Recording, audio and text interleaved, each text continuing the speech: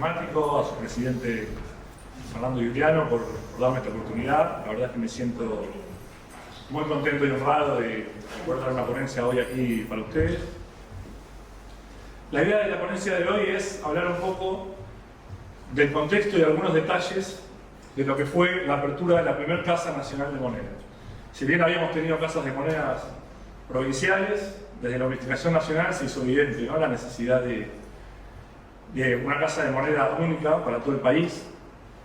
El periodo que va desde 1859, de la batalla de Cepeda, hasta 1880, fue muy tortuoso en términos económicos. En ese momento, para que entendamos y nos pongamos un poco en contexto de lo que pasaba en el mundo, había una gran crisis económica mundial, el capitalismo, una crisis que se había desatado por la quiebra de un banco en Estados Unidos, bastante parecido a lo que pasó quizás en 2008 con Lehman Brothers. Eso generó pánico, eso se conoce históricamente como el pánico del 73, y a partir de allí empieza un periodo que se conoce como la Gran Depresión, mismo nombre que lleva la depresión del año 30, pero esta es una Gran Depresión anterior, que va más o menos desde el año 73 hasta el 90. Esa crisis económica generó, entre otras cosas, la baja del precio de las materias primas, que es muy importante para nosotros, la reducción del comercio mundial, y en ese contexto nosotros estábamos tratando de organizarnos como país.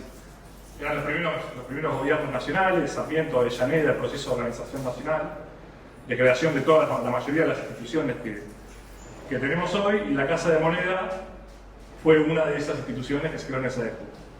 La crisis económica, si bien se vio agravada en nuestro país por la falta de una moneda común, al mismo tiempo le generó a los legisladores y a los gobernantes la sensación de la imperiosa necesidad de resolverlo. O sea que por un lado se vio agravada por la falta de moneda, pero por otro lado eso fue el catalizador para que nuestros gobernantes se pongan la ropa de trabajo, se pongan a trabajar y solucionen el problema.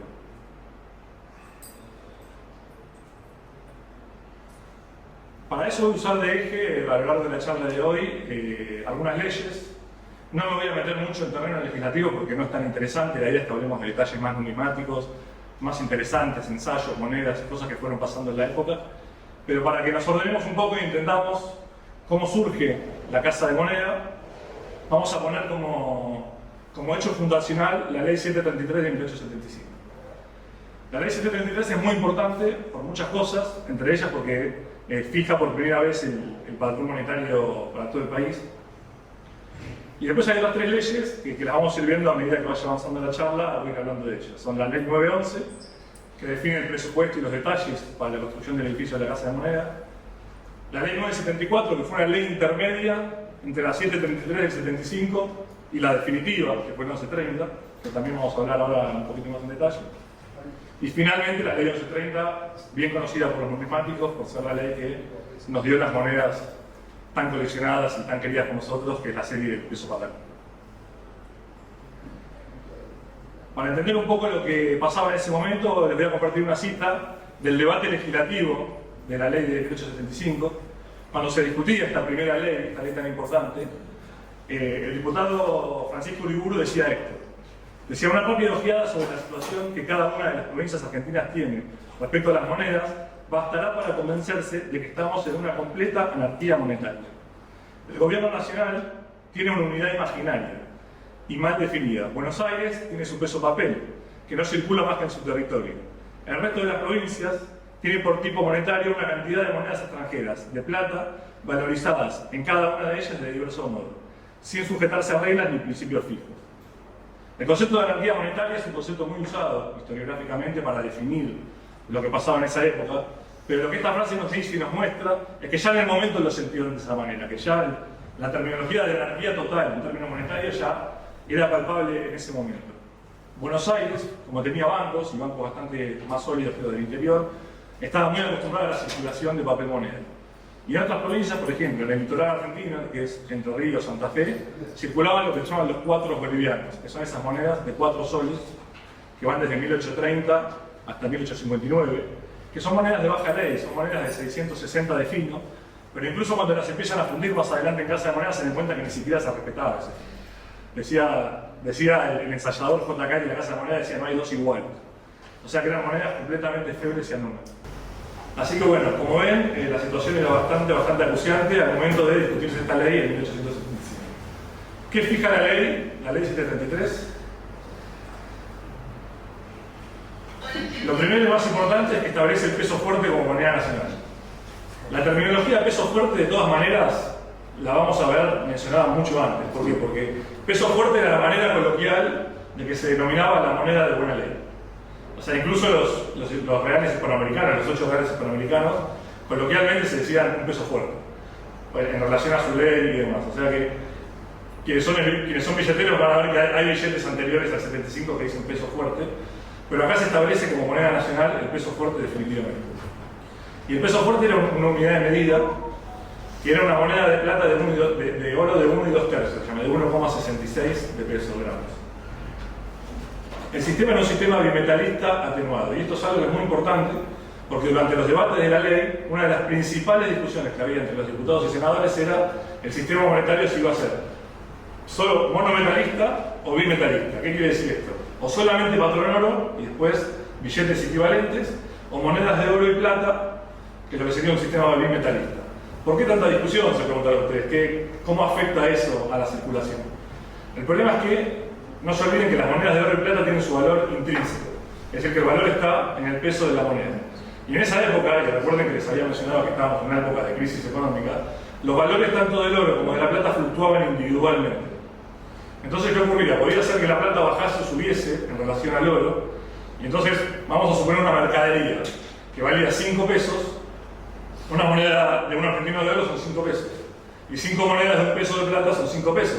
Pero si cambiaba el valor de los metales, eso obligaría a los comerciantes a tener 2 precios distintos. Así que no, si me pagase en plata, entonces son 6 pesos, porque la plata bajó. Entonces, ese tipo de complicaciones era la que cierta parte de los legisladores quería evitar. O sea, no, porque esto va a generar una confusión en un contexto donde ya la gente está bastante confundida, porque hay montones de monedas circulando, monedas extranjeras. Pero finalmente se optó por el sistema bimetalista. ¿Por qué se termina optando por el sistema bimetalista? Por una cuestión de usos y costumbres. Sobre todo los diputados y senadores del interior decían que la gente estaba muy acostumbrada en esas provincias a la moneda de plata y que erradicar la moneda de plata iba a ser muy difícil. Cambiar todo por billetes o que no haya ningún respaldo o convertibilidad en plata era algo que muchas provincias no estaban dispuestas a aceptar, así que se termina aceptando lo que se llama un sistema bimetalista atenuado. ¿Qué quiere decir esta palabra atenuado? Que no obligaba a los comerciantes a recibir el total de la suma en uno u otro metal. Es decir, se estableció un máximo, por ejemplo, de 7 pesos en plata, en donde si la compra o la transacción superaba los 7 pesos, el comerciante no estaba obligado a aceptar todo eso en plata. Podía exigirte o un billete en fuertes o oro. Por eso es atenuado, eso quiere decir atenuado. Esto es una de las cosas que fue más candentes en el debate y se termina decidiendo por esto. Y después se define, por ejemplo, el rescate y fundición de la moneda extranjera, lo cual también era sensible porque toda la plata que circulaba era extranjera, y el establecimiento de 2 casas de moneda, no una sino 2. Una en Salta y otra en Buenos Aires. Se preguntarán por qué una en Salta. Salta, provincia fronteriza con el norte con Bolivia.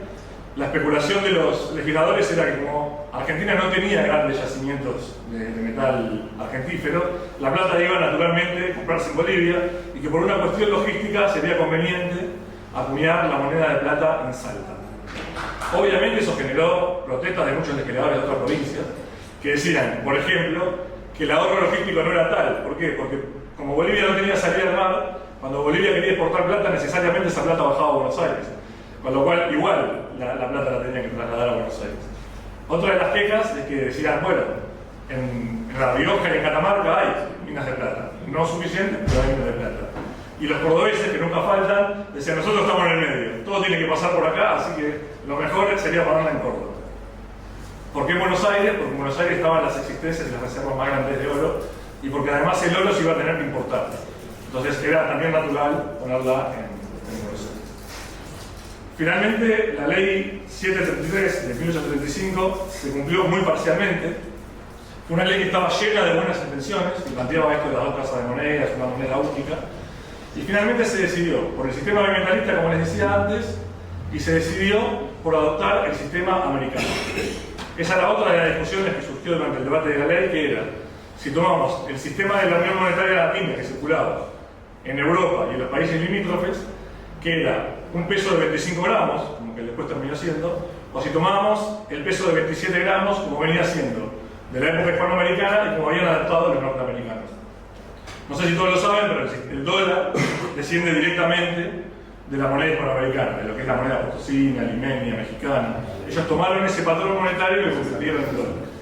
Con lo cual, la moneda de $1, la moneda de plata en ese momento tenía 27,11 gramos, y es lo que se termina votando en el Congreso. Finalmente gana la opción, a pesar de las quejas de huelga de los gobernadores del interior, porque decían: nosotros tenemos que negociar con Chile, tenemos que negociar con Paraguay, tenemos que negociar con Perú, que tienen una moneda de un peso de 25 gramos. Eso nos va a obligar a hacer cuentas, a buscar equivalencias.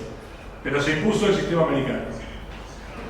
La ley 733 preveía el cono monetario que estamos viendo en pantalla, que era un cono monetario bastante ambicioso, como pueden ver, que tenía 11 monedas diferentes, que incluía 4 de oro, una de un peso fuerte de 1,66 gramos, que era la unidad de medida, otra de 5 pesos fuertes, que se llamaría medio colón, de 8,33, 10 pesos fuertes, que era un colón, y 20 pesos fuertes, que era el doble colón, de vuelta. Si comparamos con el sistema americano, es como la media águila, el águila y el doble águila. Es como el double eagle americano, solo que cambiaron águila por colón para buscar algo un poco más con arraigo acá, y quedó así.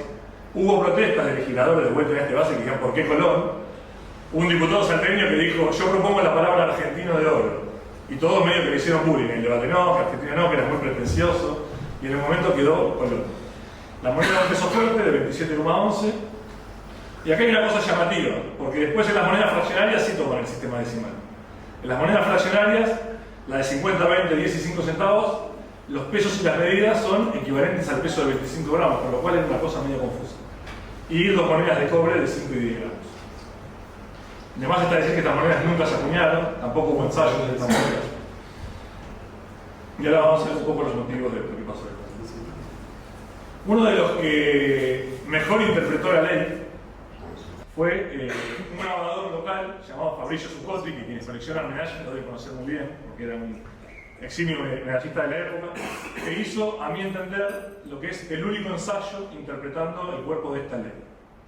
Es una moneda artísticamente muy linda, a mí particularmente me parece muy agraciada. Se hicieron ensayos con fecha 1876, después aparecen unas variantes de 1879 muy curiosas, que dicen, en vez de decir República Argentina, dicen Provincia de Buenos Aires. Al respecto de estas piezas del 79, un artículo muy bueno de reciente publicación en el blog de FINRAP, a los que les interese, que es la autoría de la autora aquí presente, Alfredo Ale. Y mi idea es hacer un poco algún aporte sobre estas piezas. Si bien son estéticamente muy lindas, Zuccotti era un grabador bastante polémico en la época, se lo acusaba entre otras cosas de plagio. Y hay un artículo muy interesante de Fernando Chava, nuestro querido maestro recientemente perdido, que hace un estudio de estos cuños y detecta que la libertad parada está tomada de la moneda de 5 liras de Lombardía, casi hasta con los mismos pliegues en la ropa, con la modificación de que le agrega el escudo abajo, tomado del estilo de los pesos peruanos de Lima de la época. Con lo cual, esto de que era medio plagiador parece que se comprueba. Además, demuestra que era bastante pillo y que estaba bastante informado, porque si vamos a la catalogación vamos a ver un pequeño detalle. Vieron que yo les había dicho que una de las principales discusiones durante la ley era si se azotaba el sistema de moneda de 25 gramos o de 27. Si miramos los ensayos que se conocen en plata, hay dos. Uno de 25 gramos y uno de 28 gramos, con lo cual evidentemente quiso quedar bien con Dios y con el diablo. Estaban auspiciados de esta puja que había entre los legisladores y dijo: Marci, yo hago uno de cada uno y que gane mejor. Con lo cual habla de que él estaba interiorizado con lo que era el debate y con lo que estaba pasando en el debate legislativo. Y respecto a los ensayos que dice Provincia de Buenos Aires, el aporte que me gustaría hacer es que tengamos en cuenta que en el año 1879 la ciudad era un hervidero de tensión. Los autonomistas, que estaban recobrando fuerza al mando del gobernador de la provincia, que era Carlos Tejedor, habían empezado a tener muchas desavenencias políticas con el gobierno de Nicolás Avellaneda. Avellaneda había desplazado del poder a muchas figuras de la élite porteña que se sentían desplazadas, había reverdecido este deseo de separatista que siempre tuvo la provincia de Buenos Aires. Y en una ley muy polémica, Carlos Tejedor manda a comprar armas y derramar milicias. Obviamente un tema muy delicado, tan delicado que Nicolás Avellaneda decide mudar la casa de gobierno al barrio de Belgrano, que en ese momento estaba desconectado del tejido urbano, era como una ciudad aparte que llevaba una hora en carreta para llegar. Y lo hizo por seguridad, porque realmente las tensiones y el clima estaban muy caldeados. Entonces, en ese contexto, no sería sorprendente que alguien le haya pedido a Zuccotti que hiciera un ensayo que en vez de República Argentina dijera provincia de Buenos Aires, casi como una provocación o como una muestra de pretensión. Y algo que refuerza un poco esta teoría es que en los ensayos de la provincia de Buenos Aires él retira su firma. En los ensayos del 76 la pone en ambas caras, como diciendo, no, miren que esto es mío, esto lo hice yo. Debajo del escudo van a ver que dice FZ, en chiquitito, y si volvemos para atrás, a la firma de FZ, y del lado de la libertad directamente pone F y todo el apellido, F Zuccotti, o sea que no era un tema de que no le gustaba aparecer. Pero por algún motivo, en los del 79 lo quita, como diciendo, ok, yo te lo hago, pero no quiero quedar pegado con todo este libro. O sea que es muy probable que esas piezas tengan como origen esas disputas políticas. Que alguien haya querido hacer una demostración política, exhibiendo o circulando en la prensa esas piezas. Esto es muy interesante. Una vez que se aprueba la ley, se empiezan a armar comisiones, y una de las comisiones tiene como objetivo relevar qué es lo que estaba pasando en cada provincia. Esta comisión lo que hace es enviar telegramas a todos los bancos, privados y públicos de todas las provincias, preguntándole cuál es su situación monetaria y cuáles son sus existencias. Y es muy interesante ver las respuestas. No están todas. En el archivo del Congreso de la Nación pude encontrar más o menos respuestas de 6-7 provincias, en donde es muy interesante porque uno ve las existencias que tenían los bancos en bóveda y demás, y además siempre acompañan con algunas enunciados. En este caso es un texto que responde el encargado de la provincia de Mendoza, que quiere contar un poco cómo es la situación de la provincia después de la sanción de la ley. Y porque se aprobó la ley dice que a partir de ahora la moneda es el peso fuerte. Ya se había creado en 1872 el Banco Nacional, que era el encargado de emitir los billetes. El peso fuerte, pero monedas no había. Los billetes eran escasos. Y las provincias seguían prácticamente en la misma situación, con la complicación de que ahora todo era ilegal. Porque como había una ley, todo lo que pasaba en las provincias se volvió ilegal. Y este encargado de la Comisión de Mendoza dice, supongamos que un comerciante o un ganadero con un capital en moneda corriente, que aquí son billetes del Banco de Mendoza, desea traer ganadería del litoral o ganado de Córdoba. Tiene forzosamente que verificar las siguientes operaciones. 1. Cambiar en plaza esos billetes por metálico, o sea, moneda de plata fraccionaria de Chile por ser la más abundante que otra. Recuerden que estamos hablando de Mendoza, provincia fronteriza con Chile, lo que más circulaba ahí era lo que se llamaban chirolas. Las chirolas eran las monedas de 20 centavos de Chile, que además, por una cuestión de usos y costumbres, se cambiaban de a 4 por un peso en vez de 5 por un peso, por el faltante que había. Cambiar este metálico por un valor en fuertes, un billete del Banco Nacional. En Córdoba o en Rosario, cambiar los fuertes por moneda boliviana, que era la que circulaba en Córdoba, los antiguos cuatros, para efectuar las compras. Ahí compra las vacas, se lleva las vacas a su provincia, las vende, y ¿qué recibe de vuelta? Billete del Banco de Mendoza. Entonces, el Banco de Mendoza cambia la mercadería ganada por la única moneda circulante, billetes del Banco de Mendoza, y en todas estas operaciones y recambios, el comerciante o el ganadero experimenta pérdidas más o menos considerables, según los valores de las monedas a que sucesivamente reducen capital. Siendo notar que el cambio de billetes del Banco de Mendoza por 80 centavos chilenos, que representa una pérdida prácticamente del 25%. El de este metálico por boliviano, con una pérdida del 14%, y así sucesivamente. O sea que para poder transaccionar entre una provincia y la otra había que hacer 4 o 5 operaciones de cambio, perdiendo un importante porcentaje en cada transacción. Ese era el nivel de descalabro en el país. Así que la cosa se vuelve insostenible y se empiezan a mover los engranajes para solucionar este problema y para cumplir con la ley de 1875. Entonces se sanciona la ley 911, 2 años después, el 17 de octubre de 1877, que básicamente ordena 2 cosas muy importantes para nosotros. 1, asigna un presupuesto para la construcción de la Casa de Moneda, y 2, autoriza a uno de los ingenieros de la nación a viajar a Europa para empaparse de cuáles eran las mejores tecnologías de la época, los mejores proveedores, y se fue directamente con una orden de contratación. Se fue con poderes necesarios como para averiguar, contratar y traer las cosas, porque la situación era completamente urgente. En ese momento se designa a uno de los ingenieros del Departamento de Ingeniería de la Nación, que era el ingeniero Eduardo Castilla, que después va a ser el primer director de la casa. Durante su viaje a Europa, se afinca en París, en un piso muy bonito, en una cuadra muy bonita, pagada por nuestros impuestos.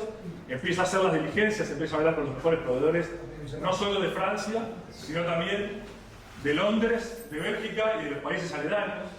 En Londres nombra un representante que era un empresario argentino que vivía allí, que se llamaba Francisco Torromé. Y entre los años 1878 y 1879, durante prácticamente un año, él estuvo en Europa haciendo estas averiguaciones y contrataciones. Mientras tanto, en ese año ya empiezan a hacerse los planos para construir la Casa de Moneda en Buenos Aires. De esa época, de ese periodo, entre el 77 y el 79, conocemos dos familias de ensayos. Una, también de un acabado estético muy bonito, que es la de Burden, y la otra son los de Carlos Trotino, que son de 1 y 2 centavos de cobre. La de Burden viene en 3 metales, vienen cobre, bronce y plata, en denominaciones que van de 20 centavos, 40 centavos, 80 centavos y un peso o un patón. Sobre estos ensayos podemos decir algunas particularidades. Lo primero es que, como muchos saben, y conversábamos antes también con Alfredo, es muy difícil conseguir información documental sobre los ensayos. ¿Por qué? Porque normalmente los ensayos son piezas de pretensión, no son encargados. No es que el gobierno dice, a ver, confecciones, ensayos, sino más bien vienen proveedores y te traen como pieza de pretensión, miren, esta es la calidad de nuestro trabajo, esta es la calidad de nuestras máquinas, esta es la calidad de nuestro grabado, y para ese tipo de cosas se hacen ensayos. Yo tengo una hipótesis particular, que por supuesto está a verificarse sobre estas piezas, y la primera de ellas es que las hicieron el mismo grupo o las mismas personas. ¿Por qué? Porque si bien son dos grabadores distintos, tienen una cantidad de llamativas coincidencias. La primera es en el escudo, que es un escudo completamente anómalo. Si prestan atención, no se parece a ningún escudo que se use ni oficial ni extraoficialmente, a ningún escudo que se haya utilizado en documentación, ni en ningún tipo de uso oficial. Es un escudo con una forma de central tipo polaco, así por lo menos me dijo mi amigo Luciano Persona, que se llama ese tipo de escudos que tienen una forma como de escudo militar, que no, como les decía, no está visto en ningún lado. Y después tienen una llamativa cantidad de errores. Por ejemplo, dicen ley del 25 de septiembre de 1878. No existe ninguna ley del 25 de septiembre de 1878. La ley es la ley 733, de la que venimos hablando, que es del 29 de septiembre de 1875. Con lo cual, o el que escribió el pedido era disléxico, o simplemente eran extranjeros que no tenían bien en claro cuál era en la fecha y el nombre de la ley. Y lo segundo es que si uno lee el texto de la ley cuando habla del diseño de las monedas dice las monedas deben contener su ley. Pero cualquiera que sepa un poco y esté empapada de lo que estamos hablando, cuando dice deben contener su ley, estamos hablando del título de plata. No estamos hablando de la fecha, día y hora de la ley. Entonces lo que debía decir correctamente es 900 de fino, o 9,2 fino, o 400 granos, o alguna forma de expresar cuál era el contenido de plata de esa moneda. Con lo cual, probablemente esta es una mala traducción de la palabra ley que dice el texto de la pieza legislativa. Con lo cual, a mi suposición, estas piezas las hizo algún extranjero, porque además el último dato anómalo es que las piezas de Burden, las denominaciones son 20 centavos, 40 centavos, 80 centavos y un patacón. Denominaciones que no están nunca en la historia argentina, en ninguna ley, en ningún proyecto de ley. O sea, ¿por qué 40 y 80 centavos cuando nunca se habló de esas denominaciones? Evidentemente porque no era importante las piezas para mostrar algún trabajo, alguna calidad. Así que yo me inclinaría a pensar que estas piezas fueron hechas como alguna carta de presentación o para querer ofrecerle a Castilla o a algún funcionario algún bien, producto o servicio. En ese interín aparece extrañamente una segunda ley. Una ley que en la bibliografía numismática se la trata muy poco, que es la ley 974 del 16 de septiembre de 1879. Lo que venía pasando es que la situación venía de mal en peor, cada vez era más confuso. La ley del 75 había terminado por detonar la situación, porque como les decía antes, además de que antes ya era una ensalada de frutas, además se había vuelto ilegal, habían aparecido billetes del Banco Nacional, había explotado la situación. Encima en Argentina la crisis económica se había llevado más de 6-7 bancos por delante que habían quebrado, En el medio hubo innumerables decretos cambiando el valor de las monedas extranjeras, revaluándolas, devaluándolas, declarando la inconvertibilidad de billetes que eran convertibles en metal, con lo cual era toda una locura. Aparece esta ley como un acto de urgencia que dicen, bueno, como la casa de moneda va a tardar un poquito más, evidentemente, porque hay que construir un edificio, está el ingeniero contratando las máquinas en Europa, en el interín importemos moneda acuñada. Entonces, esta ley lo que dice es, autorícese al Poder Ejecutivo a contratar la acuñación de moneda en el extranjero y además aparece el grupo que había perdido en el 75, que ahora logra imponer la pieza en lugar de 27 gramos, de 25 gramos. O sea que esta ley lo que hace es cambiar por primera vez del sistema que había establecido la ley 733, que era el sistema norteamericano, al sistema de la Unión Monetaria Latina. Esta ley no habla de acuñaciones en oro, simplemente habla de acuñar monedas de plata y cobre en el extranjero, como una medida para ver si salimos del paso hasta que construimos la casa de moneda. Bueno, y un detalle más es que establecía multas por el incumplimiento de la ley del 75, porque la ley del 75 decía no se puede operar más con moneda extranjera, pero no había ninguna penalidad, con lo cual ustedes saben que cuando hay una regla que no tiene penalidad, es lo mismo que no. La ley 974 define el cono monetario desde 1 peso a 10 centavos en plata, con el sistema decimal, y llamativamente en los centavos reemplaza la palabra centavos por céntimos. Pero bueno, una curiosidad. Igualmente, como saben, tampoco se acuñó. Tampoco se llegó a tiempo a acuñar al extranjero y no hay ninguna moneda en ensayo de esta época. Es más, quizás estas monedas, estos ensayos de Burden y Totin tengan que ver con esta ley. Quizás sean una forma de querer vender monedas acuñadas en el extranjero. Y para terminar con los ensayos que se conocen, entre el 75 y el 80, el último que queda es este ensayo particular de 1 centavo del 80. La verdad es que este centavo a mí me confundía bastante. Yo lo miraba y decía, che, es raro. Encima del año 80, en el año 80 ya la casa de moneda estaba terminada, ya se estaban haciendo los cuños en Francia, estaban estas famosas cartas que las que habla Nora Matassi en su trabajo entre Audinet y Castilla. Y qué raro. Y aparte otra cosa que me llamaba la atención de este ensayo es que si lo miran bien, el escudo nacional que se ilustra en este ensayo es exactamente el mismo que el de Audinet. Y en el 80, Audinet todavía no lo había terminado, lo estaba haciendo. Entonces, como bien saben, estas monedas salen a fin del año 81. En diciembre del 81 salen estas monedas a la circulación. Entonces, ¿cómo puede aparecer un ensayo acuñado en Alemania? Porque además estos ensayos son acuñados en Alemania. Con fecha 1880 y con el escudo de Audinet. Me puse a indagar un poquito más. Y en el catálogo de Jansson dice que el de 1 centavo se acuñó en el 80 en la seca de Dresde, en Alemania, y que el de 20 centavos se acuñó en el 87 en la seca de, esperen que lo voy a leer porque es un nombre raro, Sajonia, ¿no? Es en el departamento de Sajonia, pero se llama Muldenhütten, que es a las afueras de Friburgo, de Freiburg, de la provincia de Freiburg. Abajo del escudo nacional van a ver que hay una pequeña letra E, que yo en mi ignorancia durante muchos años creí que era de ensayo o ESAI, como se le suele poner al ensayo. Pero la letra E es la letra que utilizan en la monedación alemana para la seca de Dresde y después de Friburgo. Entonces, esto me daba la pauta de que, obviamente, como dice Jansson, está bien, es una moneda acuñada ahí.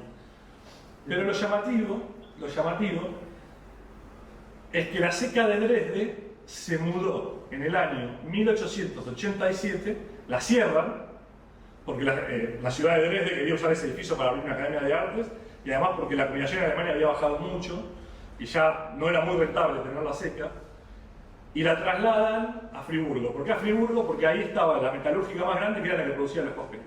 Entonces deciden mudar la casa de moneda a Muldenhütten, que era este complejo industrial a las afueras de Friburgo, y eso ocurre a principios del año 87. Se cierra en enero la casa de moneda en Dresde y se abre en marzo en Friburgo. Y ahí hay un dato que es el que termina, esos datos fueron en cuenta por casualidad.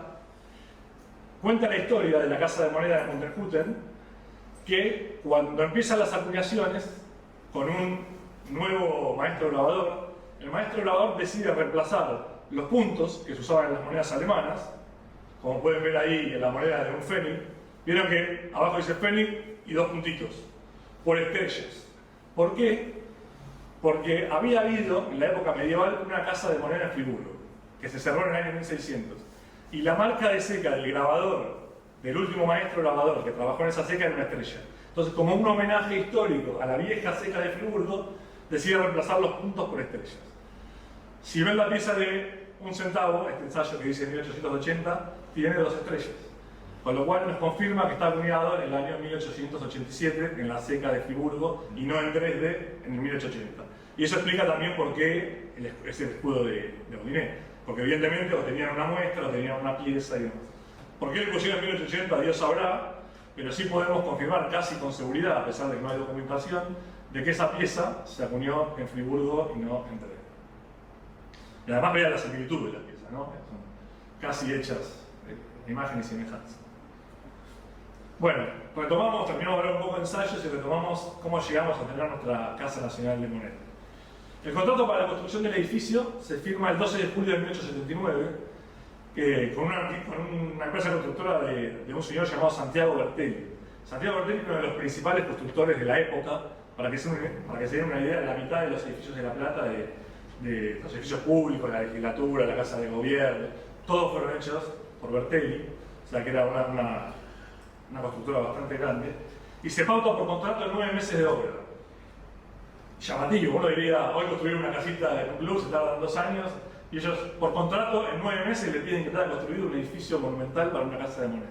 Pero bueno, en esa época había mejor o mayor cantidad de mano de obra. No solo eso, sino que además el contrato establecía penalidades de 300 pesos por cada mes de repaso y a su vez 300 pesos de premio por cada mes anticipado.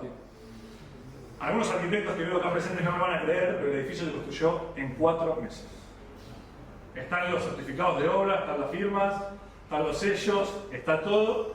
Se construyó a diferencia de la mayoría de los edificios públicos de la época, con una estructura de hierro en lugar de vigas de madera, porque como en el edificio iba a haber una cantidad de hornos muy grande, el riesgo de incendio era mayor, con lo cual se pide expresamente que toda la estructura sea de hierro. La finalización prevista en realidad era para julio de 1880 y los planos están firmados por Castilla. Ahí se ve un croquis de uno de los planos originales. Pero ¿qué ocurre en el medio? La Revolución del 80. ¿Se acuerdan cuando hablábamos del ensayo de la provincia de Buenos Aires? La ciudad del 79 era un caldero y en el 80 directamente se convirtió en un campo de batalla. Finalmente estalla la guerra entre la provincia de Buenos Aires y el gobierno nacional, considerada por muchos la última de las guerras entre provincias o de nuestro largo proceso de unificación nacional.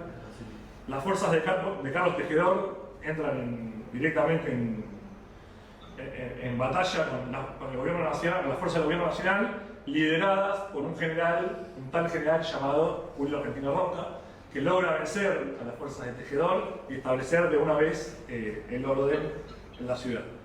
Durante el 80 se cancelaron todos los actos públicos, por lo cual se canceló también la inauguración del edificio de Casa de Moneda.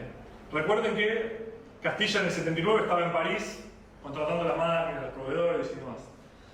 Y aparece esta curiosa medalla de la inauguración de la Casa de Moneda, muy conocida por los medalleros, muy rara, se conocen muy poquitas. ¿Y por qué es tan rara y por qué se conocen tan poquitas? Esta medalla se acuñó en París, en la Casa Stern, que era una de las casas más prestigiosas de grabado de la época. Y yo escribí un artículo donde la califico, un artículo que publiqué en el libro 17 medallas, publicado por Aguirre Sacristán, Fede Pauletti y un grupo de entusiastas medalleros, en la que la califico a esta medalla de incorrecta. Ustedes me dirán, ¿por qué le decís incorrecta a esta medalla siendo tan linda? Primero incorrecta porque el contenido termina no siendo el real, porque la Casa de Moneda se termina inaugurando en el 81, en lugar del 80, la termina inaugurando Julio Argentino Roca y no Nicolás Avellaneda, como dice esta medalla. Con lo cual, estas medallas, al enunciar autoridades que no eran, se decidieron no distribuir. Por eso es que es tan rara la medalla, estas medallas no se repartieron. Y no solo eso, sino que se decidió fundirlas. Pero bueno, como ocurre siempre en estos casos, los empleados de la Casa de Moneda, las autoridades, se repartieron algunas. Existen en 2 tamaños, existen en 45 milímetros y una más chiquitita en 35 milímetros. Que esa se la quedaron los empleados de la casa y las más grandes era para las autoridades. Incorrecta también esta medalla, y esto ya es, acá voy a hablar como una apreciación personal, ¿no? Si uno está inaugurando una casa de moneda, que es básicamente un lugar de acuñación, no sería mucho más simbólico y mucho más lindo acuñar una medalla en el mismo establecimiento de acuñación. Es como que yo encuentro ahí una paradoja, digo, pucha, estás inaugurando una casa de acuñación con una medalla acuñada en otro país. A ver, no lo digo por una cuestión nacionalista, la verdad que la medalla es linda, pero bueno, hubiera sido más simbólico que se acuñe algo, ¿no? Ese año en la Casa de Moneda como un testimonio, como se ha hecho en la Casa de Moneda de Buenos Aires, por ejemplo, en el año 27, con la pieza de Niels. Nada, quizás es un sentimiento de coleccionista, ¿no? De que me hubiera gustado que haya una pieza simbólica acuñada. Y otra cosa que agrego en este artículo, también a modo de hipótesis, es que en la memoria de la Casa de Moneda, Castilla cuenta las dificultades que tuvo para capacitar al personal, porque al principio él, cuando se viene de Francia, se trae a 2 empleados de la Moneda de París, que supuestamente iban a ser quienes muestren cómo era el proceso de trabajo, que capaciten a los empleados locales. Empleados que el mismo Castilla se quejaba porque decía, me exigieron un salario francos de oro, pero los tipos dijeron, yo voy, pero pagame con tanto y sonante. Y a las 2 semanas de trabajo los 2 tipos desaparecieron y no volvieron nunca más. Se ve que no les gustó, no se sintieron cómodos y lo dejaron, como se dice hoy, en pampa en la vida, con lo cual no quedó otra que tomarse un poco más de tiempo y formar al personal en el establecimiento. Y decía Castilla, con un personal novicio formado por completo en el establecimiento, poco se podía hacer, aun cuando estaba ya algo ejercitado por haber fabricado en cobre los diferentes tipos de monedas. Se conocen ensayos de cobre, sobre todo el famoso patacón de cobre de 1 peso, que no hay duda de que es estos patacones de los que habla Castillo por muchas cosas. Pero sobre todo para mí lo que confirma, como coleccionista de ensayos, y conociendo las piezas que existen, es, uno, que es del año 81, lo cual es correcto, porque la casa se termina inaugurando en enero del año 1881. Oficialmente empieza a acuñar a fin de año, pero el edificio ya estaba con todo su equipamiento, todo el personal, a principios del año 81. Y lo segundo es que tiene el canto prolijamente con el texto que corresponde, que dice igualdad ante la ley, con los mismos troqueles que están en la Casa de Moneda que dicen igualdad ante la ley, y porque además acá Castilla, que era el director, le está diciendo hicimos ensayos en cobre. Con lo cual podemos decir con toda seguridad que esa pieza, o el 99% de monedas, es auténtica. Yo tengo una teoría de que la plata que se utilizó el cobre que se utilizó para hacer estos ensayos es el mismo cobre de la fundición de las medallas. Por la cantidad de medallas acuñadas, yo más o menos calculé que se recuperaron 35 kilos de cobre, lo cual es una cantidad bastante considerable y suficiente como para hacer pruebas, ensayos y demás. Y el segundo dato relevante es que, según los mismos documentos de la Casa de Moneda, la primera compra de cobre para acuñar se realiza 6 meses después. Con lo cual, en esos meses, ¿qué cobre utilizaron? Y probablemente el que tenían a la mano, porque era para hacer ensayos. Así que muy probablemente los patacones de cobre, que algunos afortunados de aquí sé que los tienen en sus colecciones, estén acuñados con el metal de las medallas de 1880 fundidas. Y una pequeña mención sobre los patacones de plata que se conocen de 1880.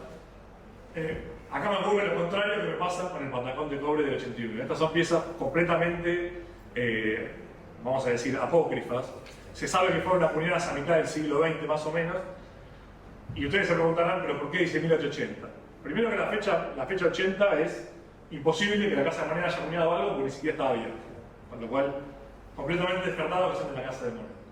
Y lo segundo, y lo que confirma, es que las matrices originales que envía Eugène Audinet desde Francia a la Argentina venían todas con la fecha 1880, con lo cual es muy probable que alguien haya tomado las matrices, ni siquiera acuña, las matrices originales que están en el Museo de Casa de Moneda y haya hecho estas piezas por algún fin recreativo o vaya a saber.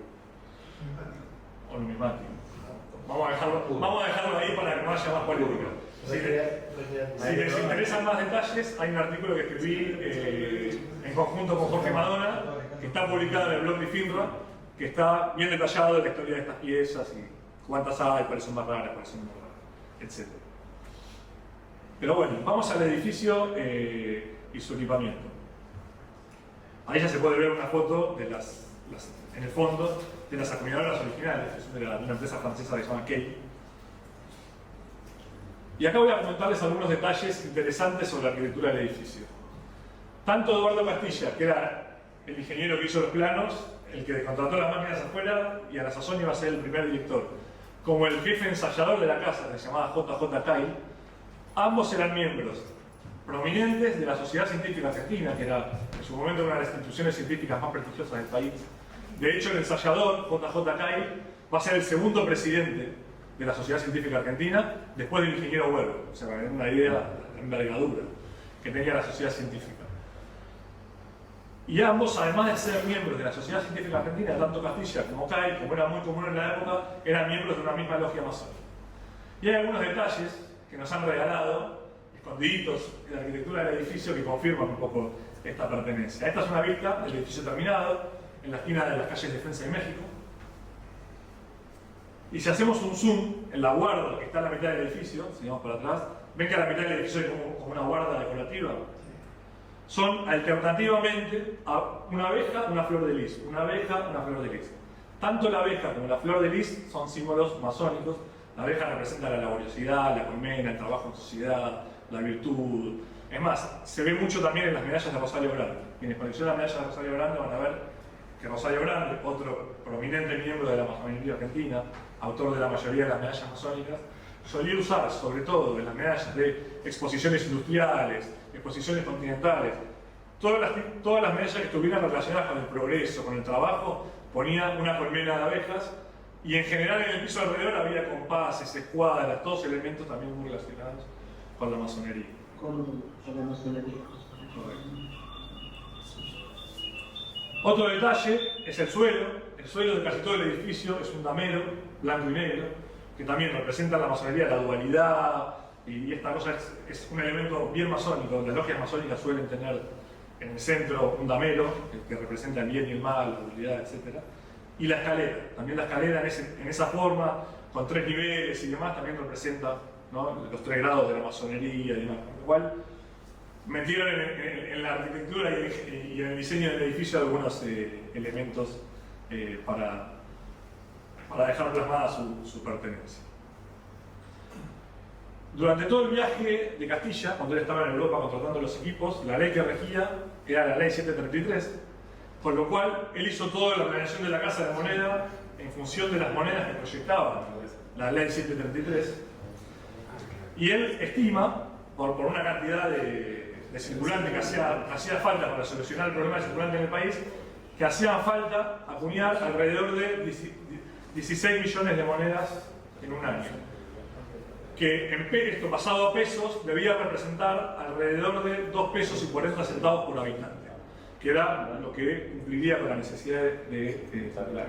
Y como la situación era urgente, se requería instalar esa cantidad de monetario en un año, con lo cual él tenía que poder fabricar 16 millones de piezas en un año. Él hace esta proyección de cada denominación, cuántas piezas debía acuñar, y en base a esto va a ser el cálculo de los hornos que hacían falta, de las máquinas de laminación, de las máquinas de acuñación, etc.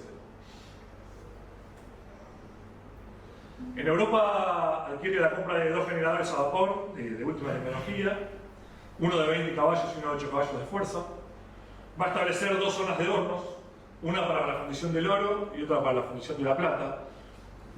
Y cada horno iba a tener, en el caso del oro, iba a tener 2 crisoles, y en el caso del horno de plata iba a tener 4 crisoles. 2 máquinas laminadoras, para que se den una idea, una vez que el metal se fundía en una especie de lingote. Esos lingotes se estiraban como si fuera una masa, hasta formar un riel. El riel es como un rollo, una cinta, que tiene más o menos el ancho del copel que se desea, con un margen, ¿no? Y queda como si fuera una cinta enrollada. Y eso después se pone en una máquina que es una troqueladora que va cortando los copeles, como un sacabocado. Lo que queda de escoria, de desecho, es la cinta con todos los agujeros, que después eso se vuelve a refundir, se vuelve a recocer, se hace otro lingote, etc. 3 prensas de acuñación. Las prensas de acuñación variaban su fuerza y su tonelaje de acuerdo al tamaño de la moneda que se quería acuñar, por lo cual las 3 máquinas eran una para las del tamaño de un peso, que eran 37 milímetros, otra para las de 20, 50 centavos y otra para las piezas chiquititas.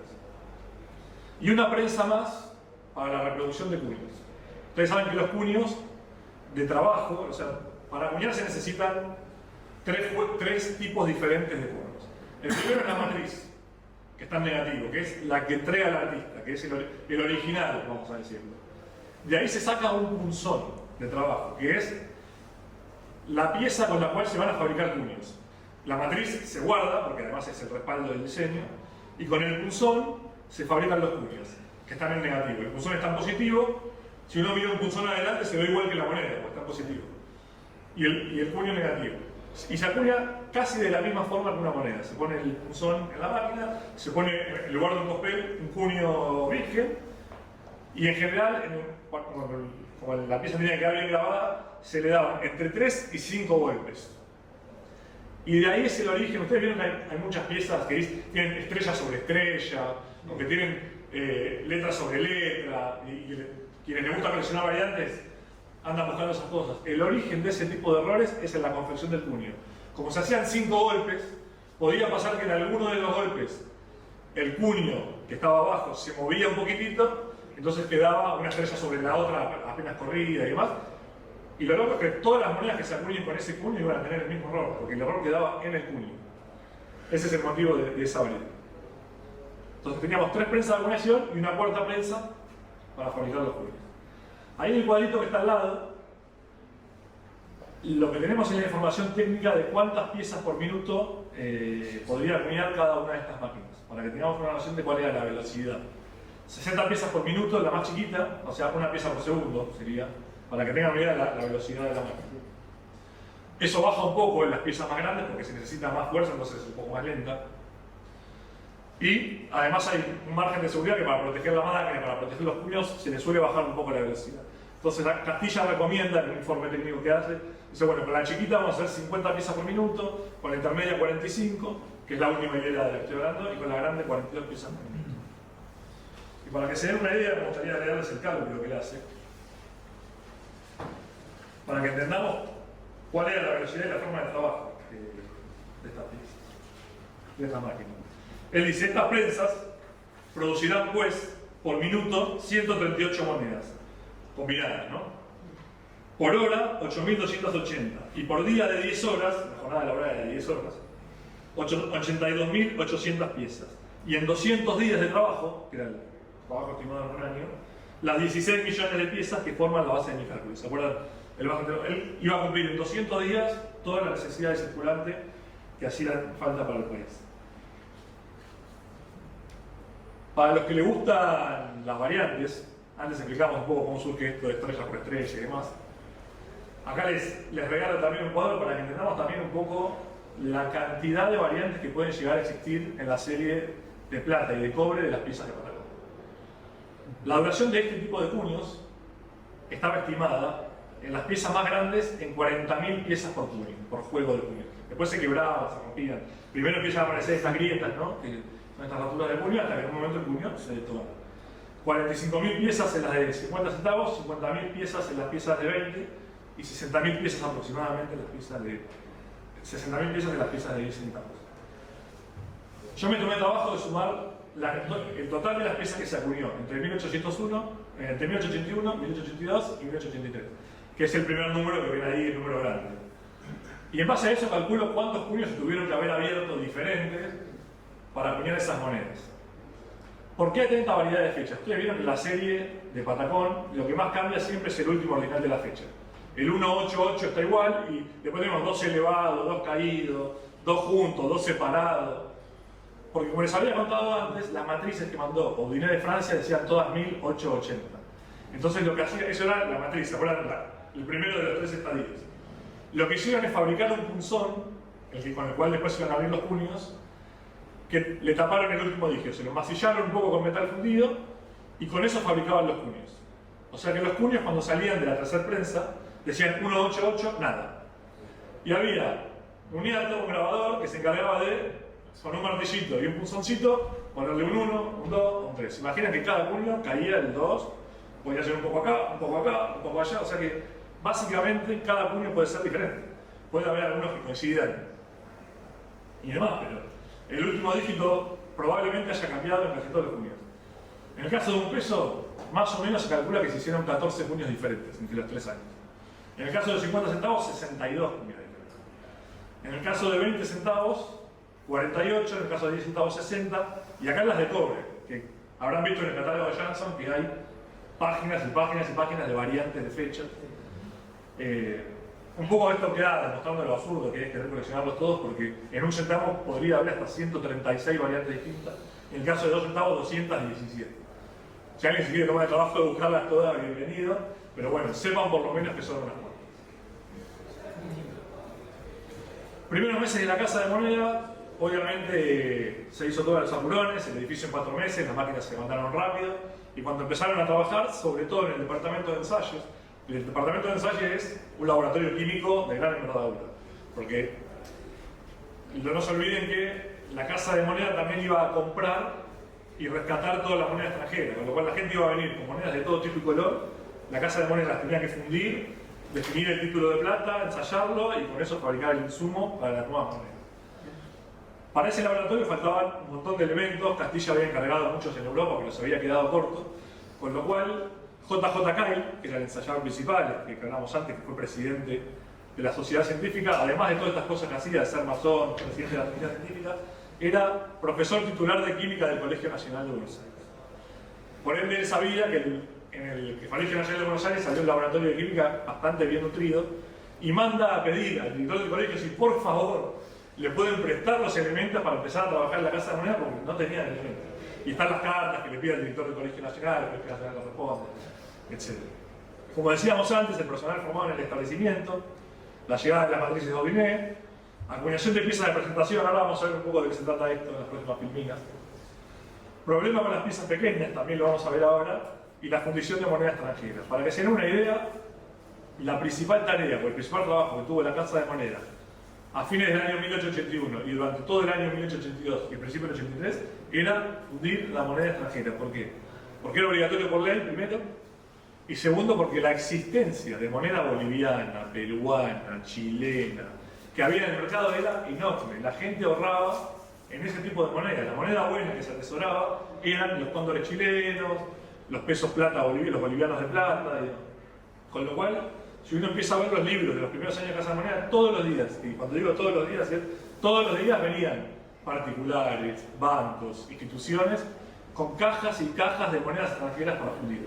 Es muy interesante ver los apellidos, la cantidad de plata que traían, porque además dice, vino fulanito de tal, y eran todos apellidos patricios, ¿no? Con 70.000 pesos de plata de repente. Vos decís, ¿te imaginas 70.000? ¿Cómo? 70.000 pesos de Chile. Sí, mejorá, y ningún número bajaba de 10.000, 15.000, que eran las fortunas de la época, imagínense para los Anchorena, los Alvear, probablemente eran vueltos, porque hablaban de los campos que tenían y demás, y todos los días venían, imagínense los operativos, ¿no? Para poder sacar esa suma en coronas de plata, y todo eso fue al caldero. Este tema interesó mucho, hicimos una charla en 2018 en Arequipa y no podían creer, porque está el detalle de las piezas que se funden. Y yo ahí les mostré un detalle de todas las piezas que se fundían y los coleccionistas peruanos se agarraban la cabeza. Decían, no, esas piezas son rarísimas. Y hay cantidad de kilos y kilos de monedas fundidas. Finalmente llega, con el edificio ya terminado, llega la ley 1130. En noviembre de 1881, por supuesto, la casa ya estaba trabajando, estaba formando personal desde enero. Ya se habían empezado a acuñar algunas piezas para piezas de presentación, pero formalmente y legalmente la casa puede empezar a operar el 5 de noviembre de 1881.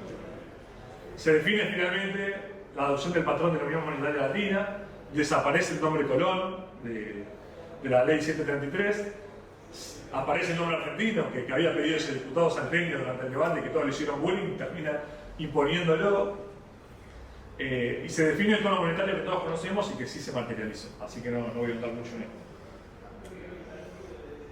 Origen de la plata. Recién les contaba un poco esto de la fundición. Me dio la tarea de hacer una cuenta de ver qué porcentaje de plata vino de qué origen, como para saber, cuando uno agarra un patrón de plata, de dónde proviene la plata con la que fue acuñado, y la verdad es que el resultado es bastante interesante, es bastante llamativo. Otra vez hice toda la cuenta de cuántos kilos se acuñaron, cuántos kilos de fino se necesitaron, y me daba que más o menos en fino de plata se acuñaron 63 toneladas, 63.131 kilos entre las acuñaciones del 81, del 82, del 83 y del 84, porque se acuñó moneda de plata en el 84. Por supuesto, se acuñó con fecha del 83, porque normalmente cuando se cumplen los pedidos se cumple con la fecha original, pero se acuñó en el 84. Y sumé toda la fundición de plata, los lingotes de plata que entraban de diferentes orígenes, y la cuenta me da perfecto. Y me da que, si uno suma la fundición de pesos buenos, pesos fuertes extranjeros, son soles peruanos, cóndores chilenos, y los pesos bolivianos había buenos y malos. Porque estaban por un lado los pesos de 900 de fino, de 25 gramos, que eran los bolivianos, los de un boliviano, dos bolivianos, y después había melgarejos, que eran de plata baja, cuatros, chirolas y todo tipo de monedas febles bolivianas. Si uno suma las chirolas chilenas con los melgarejos, con los pesos buenos, el 63% de la plata que usó fue de fundición de monedas. Después con el 30 y pico de restantes, 34% plata en piña de Potosí. Acá hay otra curiosidad. Cuando se discutía la ley que definía una casa de moneda en Salta, otra en Buenos Aires, que decían que era por la plata, uno de los motivos por el cual no se termina haciendo la casa en Salta, uno de los tantos, es porque en esos años Bolivia prohibió la exportación de plata. Era algo parecido a lo que nos pasa hoy a nosotros ahora. Ellos creían toda la moneda buena se les iba del país, no les quedaba circulante bueno en el país. Entonces, para contener las divisas adentro, ¿qué hicieron? Un cepo a la boliviana. Prohibieron la exportación de plata al exterior. Pero obviamente la frontera de Bolivia con Argentina era un colador, y la mayoría de los comerciantes y mercaderes salteños, jujeños, cuando vendían sus productos, ¿en qué cobraban? En moneda boliviana o en plata piña. Entonces, se ve mucho también en las cartas de cada día de la Casa de la Moneda, que vienen muchos comerciantes del interior con plata piña, directamente, plata piña Potosí, que la tenían por haber hecho comercio, por haberla contrabandeado y demás. O sea, se acuñó mucha plata, mucho mineral de plata piña, pero que no había entrado formalmente. Y por último, una incipiente cantidad o una pequeña cantidad de plata de Famatina. En Famatina estaba operando una empresa que se llama Parchapella Monacid, que se había instalado un poco más formalmente, había pedido un crédito bancario bastante grande para expandir la minería de plata. Y de hecho, en el 83, antes de que se defina el cierre definitivo de las acuñaciones de plata, se firma un contrato muy grande con Parchapella Monacid para que provea 40 toneladas de plata en el año siguiente. Plata que después se tuvo que comprar porque había un contrato, ya se había decidido que no se acuñaba más plata, pero entraron esos lingotes de plata riojana y se terminan exportando a Inglaterra con una ganancia. El director estaba contento porque hice buen negocio, la compraste al precio, la vendiste al precio y demás. Pero bueno, para graficar un poco... Ni una moneda provincial argentina, ¿no? Por suerte. No, Pensé que... no, es que no había cantidad, no, eran cantidades muy... Quizás hubo, pero tan baja cantidad que no está cocinada. Ahí está graficado lo que decíamos antes, ¿no? El tema de los porcentajes. Y bueno, durante el año 1881, cuando empieza la acuñación, empiezan a hacer los trabajos, empiezan a entrar las monedas, y uno de los principales temores de Castilla era la falsificación. Él, cuando hace la memoria de la Casa de la Moneda, dice, no, porque existen en Buenos Aires muchos industriales. Él se refería como industriales a los medalleros, a José Domingo, a Rosario Grande, a Otuso, porque él decía, tienen la capacidad de empuñar. Entonces, le llevaría un ratito copiar el puño y... Entonces, incluso llegó a mencionar la idea de cerrarlos a todos. En su delirio de querer monopolizar la acuñación, hay una carta en la que dice, la verdad, deberíamos tener nosotros el monopolio de la acuñación. Dice, lo lamento mucho porque muchos de ellos son mis amigos y trabajo con ellos, pero bueno, que abran los puños y que vengan a acuñar acá. Dice, porque que tengan la capacidad de acuñación termina siendo peligroso. Obviamente tenía una fijación muy grande con el tema de la autosustentabilidad del establecimiento, porque él había prometido que no le iba a costar un peso al presupuesto del Estado, porque con lo que cobraban por la moderación, que iban a hacer cosas para privados y demás, el establecimiento iba a ser autosuficiente, cosa que le llevó bastantes años acomodar. Y empieza a aparecer el problema de la extranjerización del cobre. Se empieza a acuñar, en el 82 se acuña más cantidad, en el 83 más cantidad, pero las provincias llevan cartas que decían, bueno, acá no llega la moneda, ¿dónde está la pieza? Y ahí se descubre que, como se había adoptado el sistema de la Unión Monetaria Latina, las monedas de cobre eran exactamente el mismo peso y forma que las monedas europeas de la época. Si uno mira las monedas francesas, las monedas inglesas, las monedas españolas, y uno pone 2 centavos con una moneda de 10 centavos de franco, es idéntica. Y en Europa se daba la particularidad que circulaban todas mezcladas. sea, si vos ibas a España te daban de vuelta una moneda de 10 centavos de franco. Entonces la gente estaba acostumbrada a que las monedas fueran diferentes, digamos, porque se sabía que más o menos era la misma equivalencia, porque era la misma unión monetaria, y algún avivado que se dio cuenta que había una diferencia de cambio entre la moneda argentina y la europea, empezó a llevarse a Europa en cajones toda la moneda de cobre argentina y a meterla en la circulación, lo cual generó un problema bastante grande incluso en Europa. Hay artículos de diario que dicen, che, ¿qué está pasando? Se está llenando de moneda argentina, los comerciantes preguntan qué es. Pero bueno, alguien ganó mucho dinero llevándose todas las monedas de cobre argentinas al exterior. Así que bueno, uno de los tantos problemas, ¿no?, que iba pasando en la época, incluso en un trabajo que estoy haciendo más extenso, porque la idea de todo este trabajo es que se sintetice en un libro, uno de los casos policiales más importantes de la historia argentina, que se la oferta al Pleno. ¿Por qué? Porque se considera el primer caso de investigación policial de la Policía Federal. Aparece un cadáver todo desmembrado en un río, la foto de ese cadáver aparece en el diario, la gente empezó a decir que había un caníbal en la ciudad, un monstruo que desmembraba a la gente.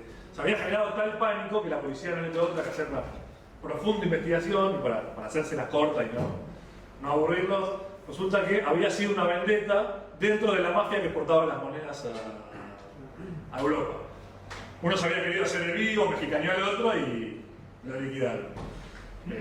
Y habían descubierto que tenía que ver con eso porque el que lo había asesinado había llegado a Europa con un cajón que tenía una doble pared y en el medio de la pared estaba todo lleno de monedas de cobre argentinas. Dice Castilla, una vez que la casa de moneda está funcionando y está andando, dice: el aspecto y belleza.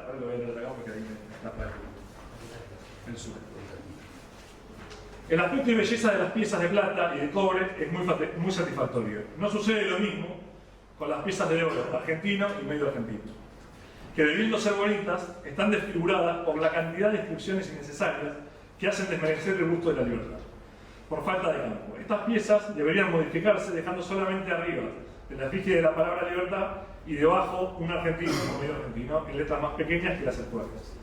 Como están actualmente, son las piezas de moneda más difíciles de fabricar bien que conozco, por cuanto hay que concentrar tanto cuidado en las letras como en el gusto de la libertad que caracteriza la moneda. Para las piezas de medio argentino, la ley fija las tolerancias de peso en 2 milésimos, en más o en menos, de manera que viene a ser sujeta a límites doblemente más estrechos que la pieza argentina, y hace casi imposible su fabricación. Debería llevarse esas tolerancias a 5 milésimos para guardar proporción con la establecida para la otra. La pieza de plata de 5 centavos, porque no sé si vieron, la ley dice 10 y 5, no, la pieza que, bueno, no ha sido aún ensayada, pero siendo conocidas sus dimensiones, es notorio que sería más conveniente reemplazarla por una pieza de níquel. Hago estas indicaciones a vuestra excelencia, por si vuestra excelencia cree conveniente ponerlas al próximo congreso, en cuyo caso podrían fundarse ampliamente. Acá nos habla de dos cosas. Primero, nos cuenta por qué no existe la pieza de 5 centavos. Era muy difícil ensayarla. ¿Qué quiere decir esto de la tolerancia? Para que se entienda más clarito. Cuando la moneda te dice que es de 900 de fino, eso es una garantía. Uno dice, che, si yo fundo esta moneda, tiene que tener 900 de fino. Y se establece una tolerancia, porque nunca es perfecto. Y esa tolerancia es en 2 milésimos en más o en menos. Es decir, la pieza puede tener 902 o 898. Más allá de eso, no puede tener porque ya sería una especie de estafa. Y eso afecta la confiabilidad de la moneda, después los comerciantes no las quieren, etc. Cuando la pieza es cada vez más chiquita, se necesita una tolerancia mayor. ¿Por qué? Porque las impurezas y las demás cosas pueden tener una incidencia mayor en menor cantidad de metal. Ustedes vieron que en química, cuanto más chiquita es la muestra, más varían las proporciones en base a cualquier alteración. Entonces, si uno ve, bueno, respecto al diseño, vieron que decía que tenía demasiado texto. La pieza que está a su izquierda es la pieza como quedó, y a la derecha sería la que propone Castilla, ¿no? Con menos texto, porque decía que tenía mucho texto y que era muy difícil de fabricar. Incluso Castilla la propone así, sin todo el palabrerío y demás. La verdad que creo que algo de razón tiene, queda un poquito más despejado. Pero bueno, volviendo al tema de la tolerancia, ustedes ven ahí, esto es un recuadro de la ley, de la versión taquigráfica de la ley. ven que donde dice tolerancia, que es la columna que dice 3, 5, 5, 7, 10, 10, a medida que la pieza se va achicando, la tolerancia va subiendo. La de 1 peso es de 3, la de 50 es de 5, y así hasta 7 milésimas en la de 10.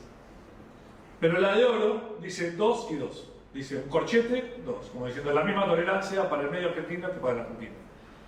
Obviamente eso complicaba mucho porque intentaban apoyar el medio argentino, lo medían, daba mal. Lo medían, daba mal. Hasta que dijo, ¿sabe qué? No lo fabricamos nada, porque es un quilombo. Les propone acá que en el próximo congreso modifique la ley, pero bueno, ustedes saben cómo son esas cosas. Nunca se cambió. Se acuñaron, y acá, atención Mariano Cohen, porque sé que estás haciendo un catálogo.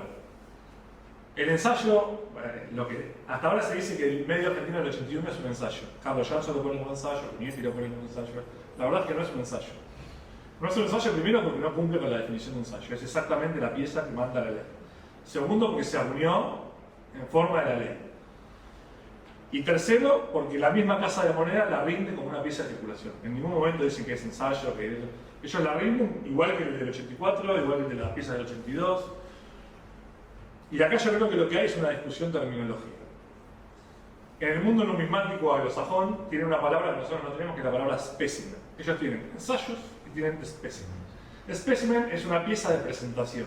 Son en general las primeras 50 monedas que se acuñan con un puño nuevo, que es un puño que está pulido, además una pieza que suele tener un fondo como medio despejado, una pieza muy linda, pero es una pieza de circulación, no difiere de la pieza de circulación. Ellos no dicen ensayo, dicen es una especie, es una pieza de presentación. Entonces, si se me permite, en todo caso, podrían llegar a ser los del 81 una especie.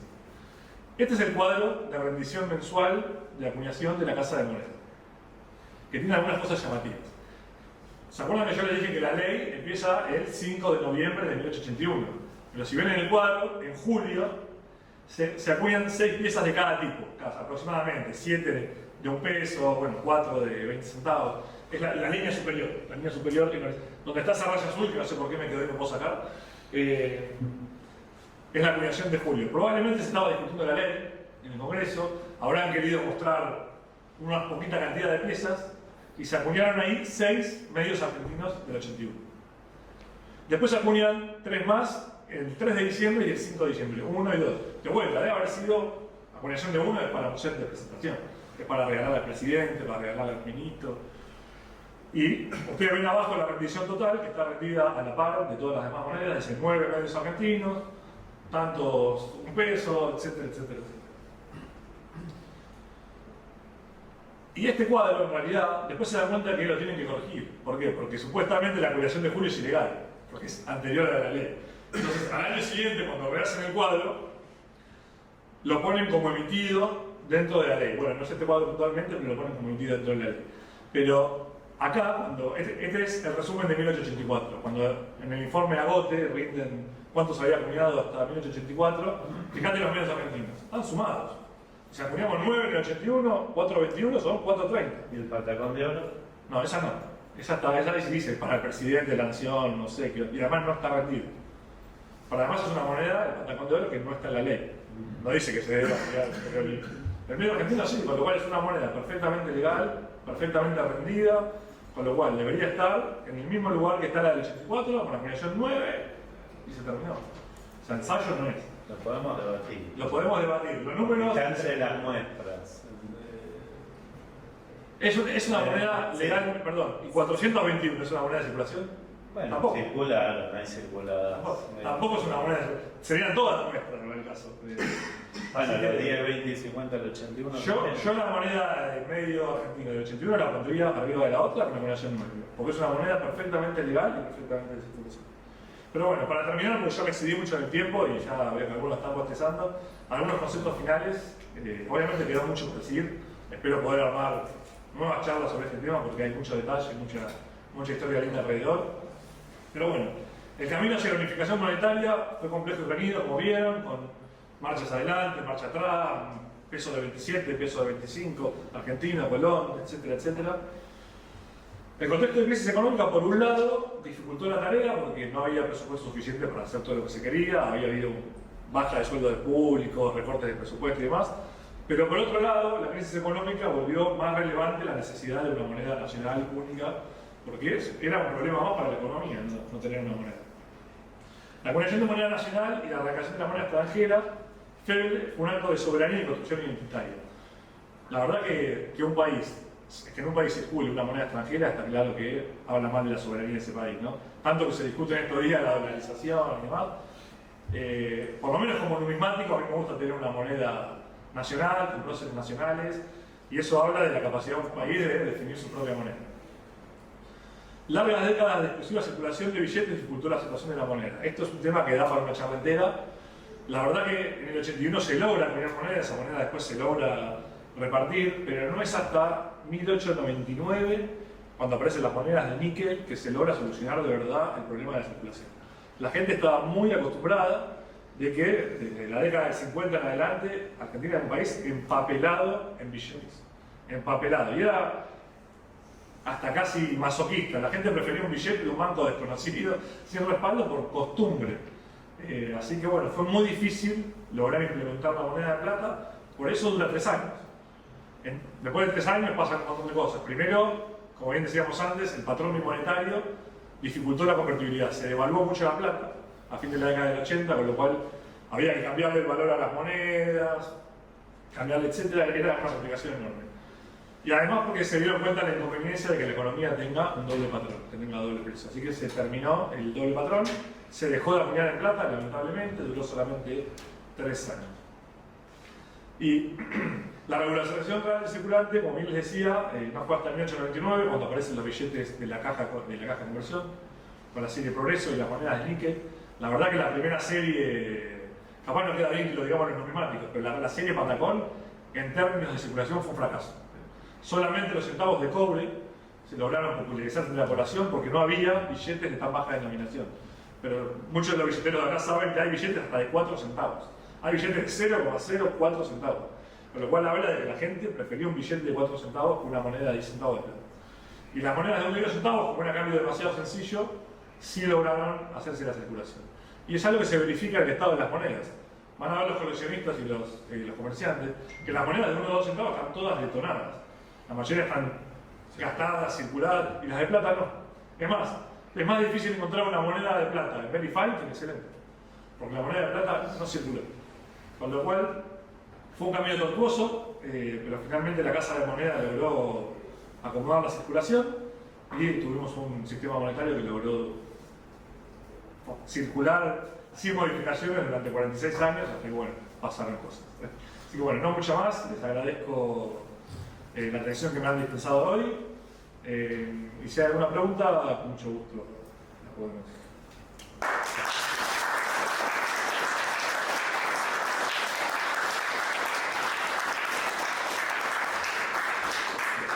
¿Una pregunta? Sí, Pepe. Yo tengo una pregunta.